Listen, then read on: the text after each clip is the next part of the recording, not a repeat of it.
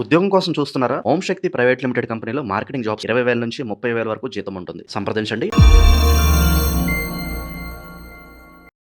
అందరికీ నమస్కారం. నేను శిరీష. ప్రస్తుతం మనతో పాటు ఉన్నారు ప్రముఖ ఆధ్యాత్మికవేత్త, జ్యోతిష్య వాస్తు పండితులు బ్రహ్మశ్రీ ఉమామహేశ్వర సిద్ధాంతి గారు. గురుగారితో మాట్లాడతాం. నమస్కారం గురుగారు. గురుగారు, ఆగస్టు మాసంలో సింహరాశి వారికి ఎలా ఉండబోతుందంటారు? ఎలాంటి జాగ్రత్తలు తీసుకోవచ్చు అంటారు? ఆర్థిక పరంగా, ఆరోగ్యపరంగా ఈ మాసం వీరి యొక్క గ్రహ గోచారం ఏంటంటారు? సర్వమంగళ మాంగళ్యే శివే సర్వార్థ సాధకే శరణ్యే త్రయంబకీ దేవి నారాయణీ నమస్తే. ఓం శ్రీ గురుభ్యో నమః. ఓం శ్రీ కం గణపతియే నమః. తిథివార నక్షత్ర యోగకరణాన్ని అనుసరించి గోచార ఫలితాన్ని, గ్రహ సముదాయాల విధానాన్ని చూసుకుని సింహరాశి యొక్క ఫలితాన్ని నేను తెలియపరుస్తున్నాను నాకు తెలిసినంత విధిలో. సింహరాశిలో ఉన్న గ్రహములు ఏమిటి? శుక్రకేతువులు ఉన్నారు. సింహరాశిలో ఉన్న రవికి శుక్రకేతువులు ఇద్దరు కూడా శత్రువులే. ఇక్కడ మేషరాశి నుంచి సింహరాశి అన్నది ఏ స్థానం అయింది? 5వ స్థానం అయింది. 5వ స్థానం అయింది కాబట్టి సింహరాశి వారి యొక్క సంతాన విధానాన్ని జాగరూకత పడండి. జాగ్రత్త పడాలా సంతాన విషయం? సంతాన విషయంలో సంతానం కలగడం లేదని కాదు, సంతానం కలిగి పిల్లలు కూడా పెద్దలు అయిపోయి ఉన్నారు. వాళ్ళ పట్ల జాగ్రత్త పడాలి. వ్యతిరేక భావాలు వచ్చేస్తున్నాయి వాళ్ళకి. తల్లిదండ్రులను ఎదిరించేస్తున్నారు. తల్లిదండ్రులతో ఎదిరించేసి నువ్వంటే ఎంత, నీ ఆస్తి అంతా నాకు రాసి ఇవ్వవలసిందే, నువ్వు ఉంటావో సత్తావో నాకు అవసరం లేదు అనే భావాల్లో వెళ్ళిపోతున్నారు. కుటుంబ పరిస్థితి అస్సలు బాగోలేదు. తండ్రి సింహరాశికి ఆధిపత్యాన్ని వహించిన ఎవరు అంటే రవి తండ్రి సమానుడు. చంద్రుడు మాతృ సమానకుడు. మాతృ సమానకుడు అయిన వాడు కుంభరాశి నుండి సింహరాశిని చూస్తున్నాడు. తల్లి వీళ్ళకి సపోర్ట్, పిల్లలకి సపోర్ట్. అదేటండి, తల్లి అన్న తర్వాత పిల్లలకు కాకపోతే మీకు నాకు అవుతారో సపోర్ట్ అంటారు. మనకమ్మని కాదు. ఎంతవరకు ఎప్పటికయ్యేది ప్రస్తుతం అప్పటికే మాట్లాడాలి. ఎన్యుల మనముల నొప్పింపక తానవక తప్పించుకు తిరుగువాడు ధన్యుడు సుమతి. కాబట్టి పిల్లల మీద ప్రేమ ఉంచుకోవద్దు అని కాదు, ప్రేమే. గాడి తప్పుతున్నప్పుడు పిల్లవాడైనా సరే చెంప దెబ్బ కొట్టాలి. అమ్మో తప్పుగా మనం చేస్తే అమ్మ కొడతాది అనే భయం 40-50 సంవత్సరాలు వచ్చిన కొడుకు కూడా ఉండాలి. ఢిల్లీకి రాజైనా అమ్మకి కొడుకే. కాబట్టి ఆ భయాన్ని ఉంచాలి. అప్పుడు నాన్ననేమంటున్నావు అనే భావంలో వెళ్ళాలి. ఆ రకమైన పరిస్థితి ప్రభావంలోని ఉంటే ఆ పిల్లల్ని సరిదిద్దుకునే పరిస్థితి. ఇక్కడ ఈ పిల్లల గురించే ముఖ్యంగా ఎందుకు చెప్పారు గురువుగారు? మీకు వచ్చింది ఇది మీ మనసులో, దాన్ని నేను చెప్తాను. వీళ్ళు ప్రేమతత్వ విధానంలోకి వెళ్ళిపోతున్నారు.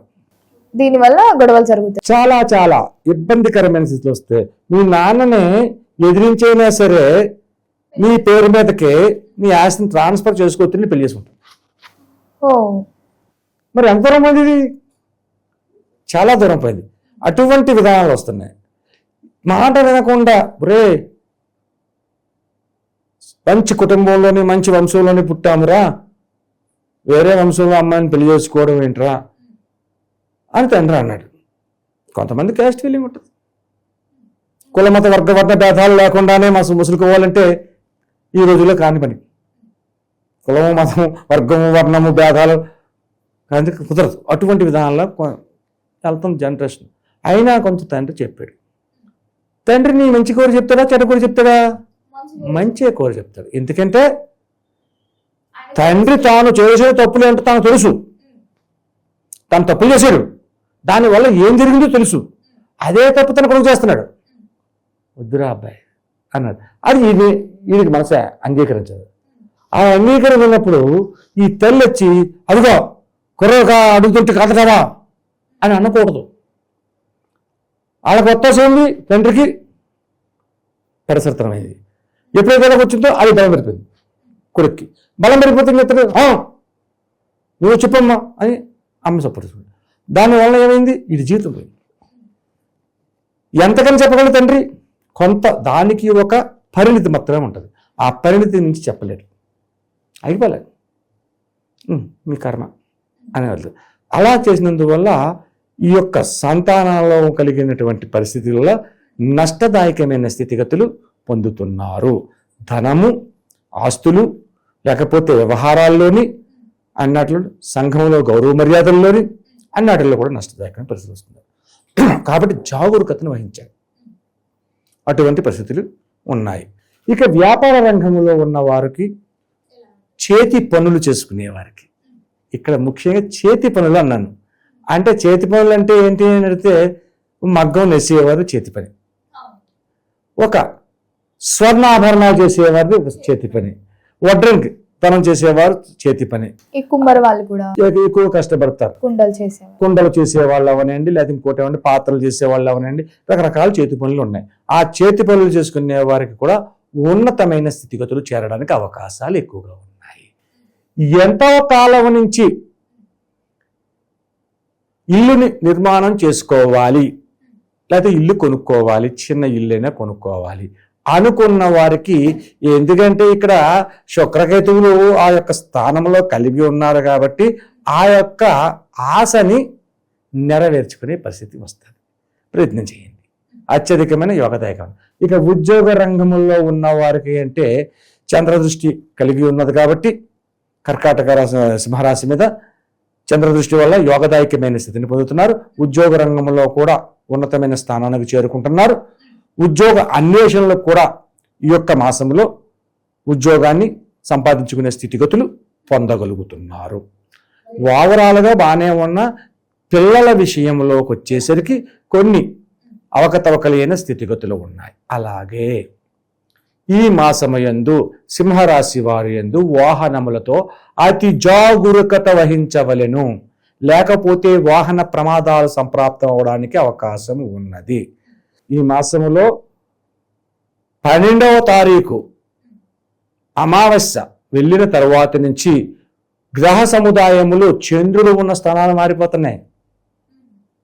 కాబట్టి గ్రహ సముదాయములు యోగదాయకముగా లేనందువలన వాహన ప్రమాదములు జరగడానికి అవకాశం ఉన్నది.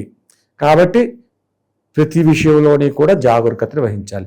వాహనం ప్రమాదం జరుగుతుందండి, నేను స్లోగానే వెళ్తానండి అంటే సాగదు. నువ్వు స్లోగానే వెళ్తున్నావు, నువ్వు వాహనాన్ని నడపట్లేదు, దొల్లించి వెళ్తున్నావు. వెనకాతల వాడు ఏ మధ్యలో సేవించి వచ్చి కుద్దేస్తే మనం ఏం చేస్తాం? అదే దైవ నిర్ణయం అంటాం.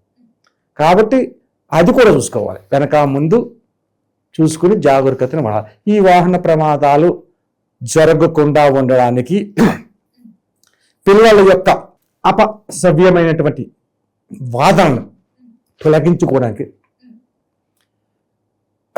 ఉన్నతమైన స్థానానికి చేరుకోవడానికి, ఈ యొక్క ప్రేమతత్వంలో ఉన్న వారు నష్టపడకుండా ఉండడానికి ఈ యొక్క రాశి వారు చేయవలసిన ఈ యొక్క మాసములో ఒక రెమెడీ ఉంది. అది మనం జాగరూకతగా అవలంబన చేసుకోవాలి. ఏంటి అంటే దీనికి అందరికీ లక్ష్మీ నారసింహస్వామి యొక్క అనుగ్రహం కావాలి. లక్ష్మీ నరసింహుడు ఎక్కడ లేదు, చాలా చోట్ల ఉంటాయి గుళ్ళు. యాదగిరి గుట్ట ఉంది, అలాగే సింహాచలం, ఆకిపట్నం విశాఖపట్నం సైడ్ ఉన్న సింహాచలం వరాహ లక్ష్మీ నరసింహస్వామి, అలాగే ఎక్కడ పడితే అక్కడ ఉంటాయి. లక్ష్మీ నరసింహస్వామి గుడికి వెళ్ళండి. ఏమండి మా ఊళ్ళో కూడా లేదండి, చాలా దూరం వెళ్ళాలని మా వల్ల కాదండి అంటారా? శుభ్రంగా రామాలయానికి వెళ్ళండి. రామాలయం లేని గుడి లేదు, ఊరే ఉండదు. రామాలయం లేని ఊరు లేదు. శ్రీరామచంద్రుడు అంత గొప్పవాడు కాబట్టి రామాలయానికి వెళ్ళండి, రాముణ్ణి దర్శించుకోండి, ఆయనకు ఒక కొబ్బరికాయ కట్టండి, అక్కడ కూర్చొని శ్రీరామ జయ రామ జయ జయ రామ, శ్రీరామ జయ రామ జయ జయ రామ అనే రామజాపాన్ని చేయండి. తారక మంత్రం అది. ఒక 10 నిమిషాలు అక్కడ కూర్చుని, అంతకు మించి ఆ రాముల వారికి అంతకు మించి ఏం మనకు ఏం చేసేక్కర్లేదు. అభిషేకాలు చేయించేయాలండి, ఇంకోటి రామ పట్టాభిషేకాలు చేసేయాలండి, ఇవన్నీ అక్కర్లేదు. రామనామ జపం చేయండి.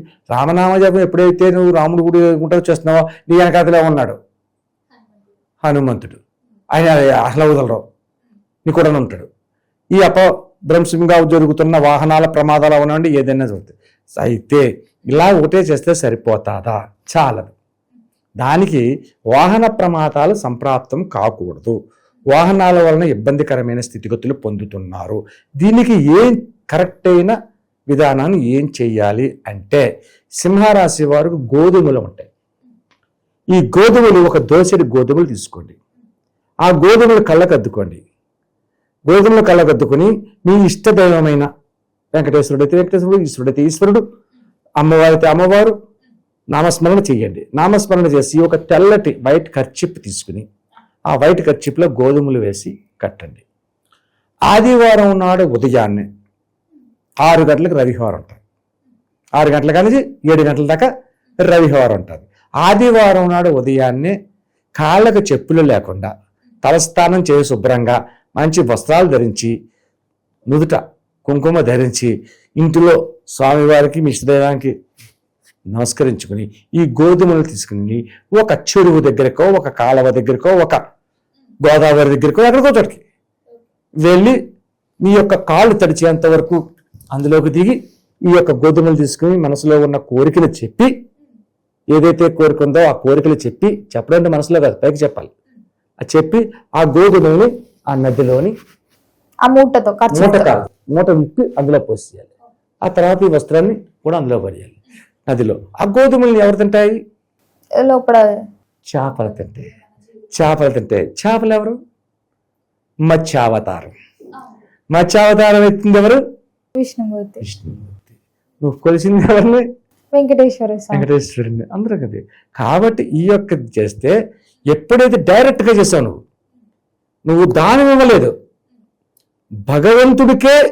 భగవంతుడికి సంబంధమైన విధానమైన అపరాలు గోధుమలు అంటే మరి రవికి ప్రీతికరమైంది. ఆ గోధుమలు ఎప్పుడైతే చేపలకి వేసావో, అవి చేపలు ఎప్పుడైతే తిన్నా, అప్పుడు మీ యొక్క వస్తున్న వాహన ప్రమాదంలో కానీ విధ్వంసభరితమైన గొడవలు కానీ, చాలా మంది గొడవలు పెట్టుకుంటే ఇష్టపడతారు కదా, చాలా ఇష్టపడతారు, చాలా మంది వచ్చేస్తారు మీదకి.